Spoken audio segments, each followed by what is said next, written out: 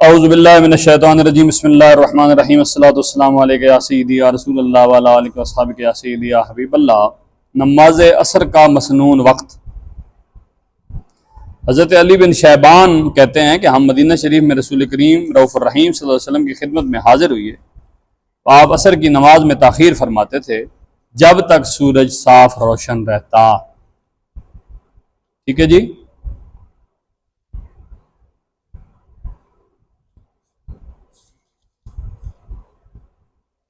اب اس میں حدیث کے الفاظ کون سے ہیں؟ المدینۃ فکان یؤخر العصر ما دامت الشمس بیضاء نقیۃ۔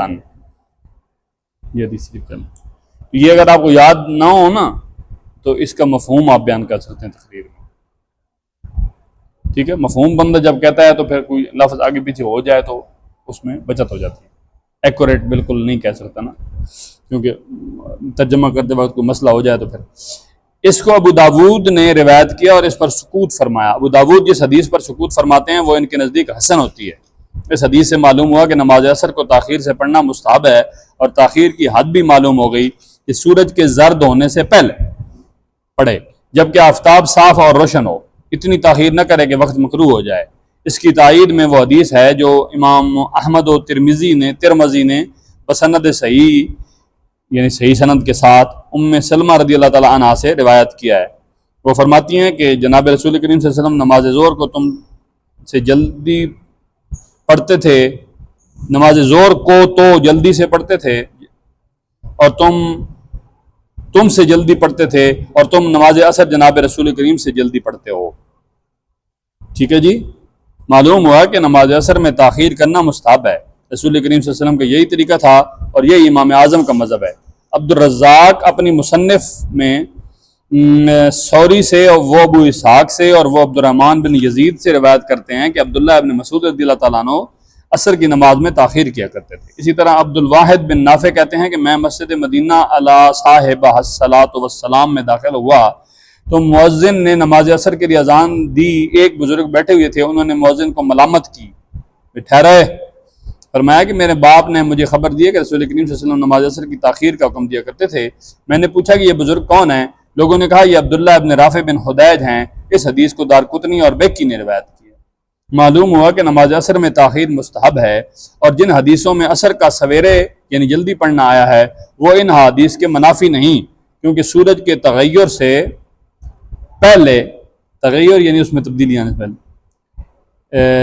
عصر پڑھ لینے سے غروب تک نحر طبخ اکل، ذبح کرنا، پکانا اور کھانا۔ اب یہ دیکھنا سب کچھ ہو سکتا ہے غروب سے پہلے پہلے، اسی لیے پرانے لوگ غروب سے پہلے پہلے روٹی شام کی کھا کے مغرب کی نماز پڑھنے جاتے تھے۔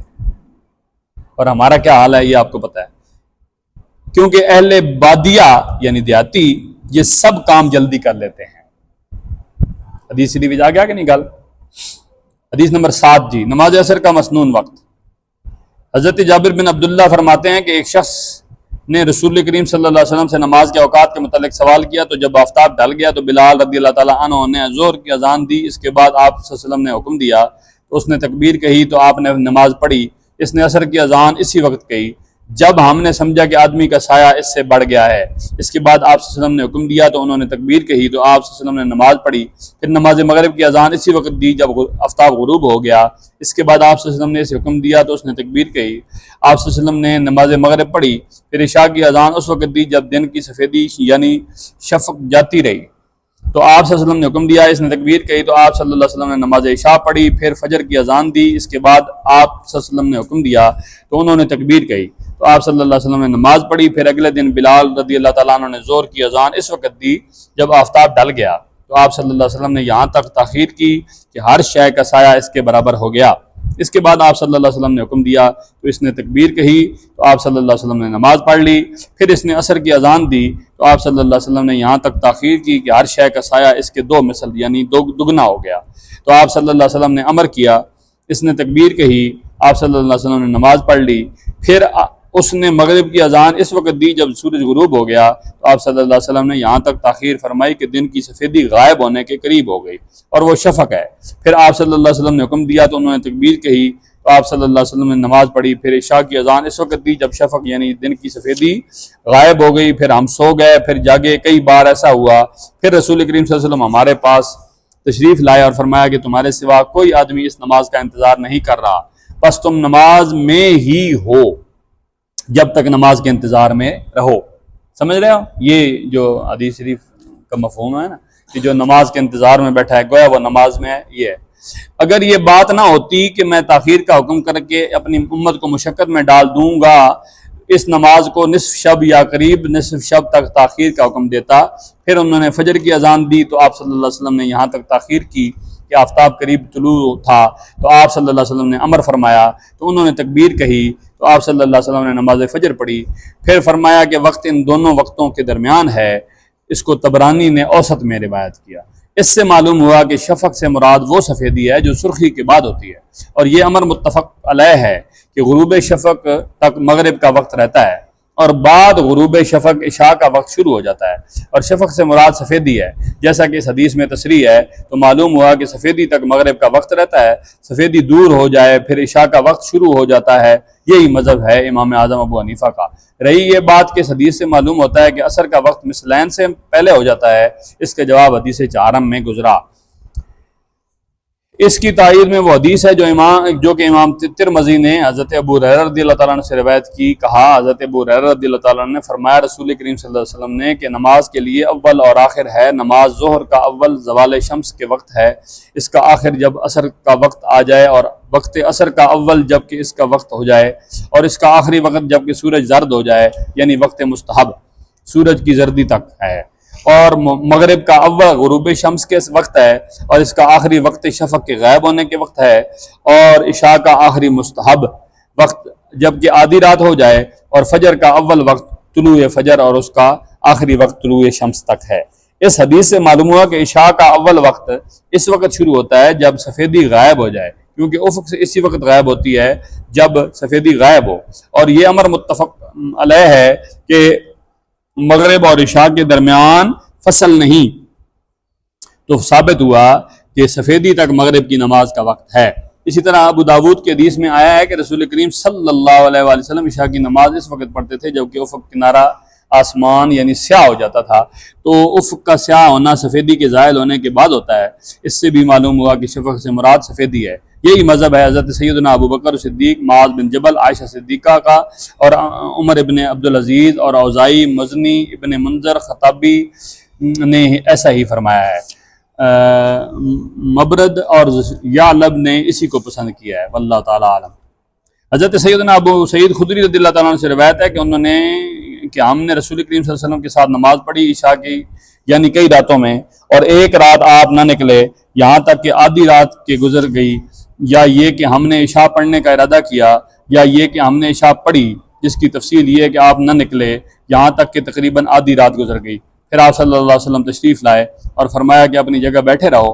ہم اپنی جگہ پر بیٹھے رہے تو آپ نے فرمایا کہ لوگ نماز پڑھ چکے ہیں اور اپنی خوابگاہوں میں لیٹ چکے ہیں، اور تم جب سے نماز کے انتظار میں ہو نماز میں ہی ہو۔ اگر مجھے ضعف یا ضعیف یعنی بوڑھوں کی ناتوانی اور مریض کا خیال نہ ہوتا تو میں اس نماز کو نصف شب تک مؤخر کر دیتا، یعنی عشاء۔ اس حدیث کو ابو داود، نسائی اور ابن ماجہ نے روایت کیا۔ اس حدیث سے معلوم ہوا کہ عشاء کی نماز میں تاخیر مستحب ہے۔ امام اعظم کا یہی مذہب ہے۔ اس حدیث کے یہ معنی نہیں کہ آدھی رات ہو جانے کے بعد نماز پڑھی جاتی تھی، کیونکہ آدھی رات کے بعد آخری تہائی حصہ میں نماز مکروہ تنزیہ ہے، بلکہ اس کے یہ معنی ہے کہ ایسے وقت میں نماز پڑھی جائے کہ آدھی رات تک ختم ہو جائے۔ اس کی تائید میں وہ حدیث ہے جو حضرت سیدنا ابو ہریرہ رضی اللہ تعالیٰ نے روایت کی۔ فرمایا رسول کریم صلی اللہ علیہ وسلم نے اگر مجھے یہ خیال نہ ہوتا کہ میں اپنی امت کو مشقت میں ڈال دوں گا تو میں ان کو حکم دیتا کہ وہ عشاء کی نماز کو رات کی تہائی یا نصف تک تاخیر کریں۔ اس کو ترمذی نے روایت کیا۔ صحیح مسلم میں جابر بن سمرہ سے روایت ہے کہ رسول کریم صلی اللہ علیہ وسلم نماز عشاء میں تاخیر فرمایا کرتے تھے۔ معلوم ہوا کہ حضور کی عادت مبارکہ نماز عشاء میں غالب اوقات میں تاخیر تھی۔ اسی طرح ہمارے امام اعظم اور جمہور علماء نے فرمایا ہے۔ جمع بین الصلاتین، یہ انشاءاللہ تعالی بات پڑھیں گے آگے۔ وفوض امورنا الی اللہ ان اللہ بصیر بالعباد اللہ خیر حافظا وهو ارحم الراحمین۔